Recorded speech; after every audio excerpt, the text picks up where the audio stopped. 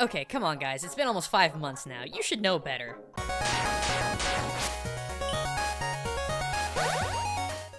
A loving family of 3 whose world was rocked when a psychotic little human fell into their world and their hearts. But their origins may not be as far-fetched as the internet makes them out to be. In fact, they hit closer to home than you realize.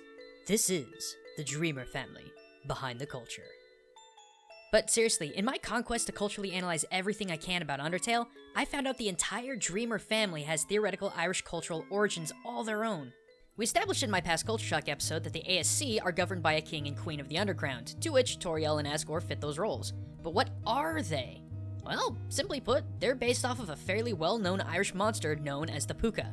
Yeah, I know, it sounds like the next Furby incarnation, but don't let the name fool you. These creatures are not to be trifled with. They're shapeshifters, you see. Most of the time they take on the forms of horses, rabbits, and goats, but sometimes they'll take human forms as well. But not completely human. They'll always maintain a few animal traits like a muzzle, ears, or tail.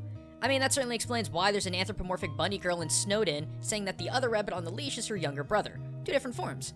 Meanwhile, Asgore, Toriel, and Azriel, I suppose prefer the goat-human form. What makes that choice interesting is that every single image I could find of a puka in humanoid form was the humanoid-goat hybrid. In fact, the name Pook in Irish means he-goat, so who knows? It might explain the entire choice of design for these main characters. But a question I'm sure many of you are asking is, are pukas benevolent or malevolent? Honestly, they can be either or. According to Irish poet Jane Wilde from the 1800s, a boy named Phaedrig felt the presence of a puka and offered it a coat. Touched by his kindness, the puka would assist with the farm work at night while the family slept. However, there are other accounts of pukas attacking humans who encroach on their territory. So, much like Asgore and Toriel, puka could either be the sweetest thing on the planet or a mass-murdering jerk. But let's isolate Azriel for a second, because his character has a really cool cultural reference that cannot be denied. I'm sure a lot of fans already know that the name Asriel Dreemurr is an anagram for serial murderer, which he's very capable of both as Flowey and his complete form. But it doesn't end there. Asriel is based off of an angel of the same name. I'm sure many of you are pointing at Irish Catholicism as a link between Asriel and Ireland, but I'm not 100% certain. Regardless, the Archangel Azriel is known in a few different religions as the Angel of Death. Some say he watches over the dying and spirits their soul away to God for judgment. However, others say that he openly attacks those who have not repented their sins, hitting them in the head with his scythe, killing them, and taking their soul to be judged. In Undertale, there is mention of a prophecy. Quote, "The angel, the one who has seen the surface, they will return, and the underground will go empty." Azriel is the only monster to fit this description. His final form does resemble that of an angel, his travel to the surface is highly accented in the story, and it was only after his coming in the pacifist run where the monsters were able to leave the underground and live on the surface. A lot of my cultural analysis tends to be speculation, but there is no denying this one. Finally, let's briefly talk about Chara. Or is it Chara?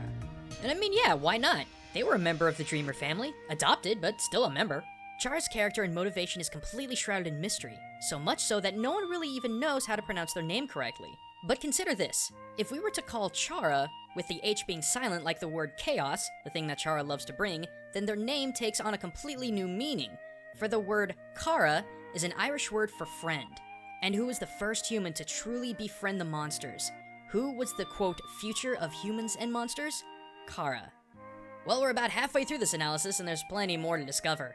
Next time, we'll look at a certain couple and discover their Irish influence as well. And hey, if you haven't seen my other Undertale analysis videos, click that I, annotations, and links in the description to check them out.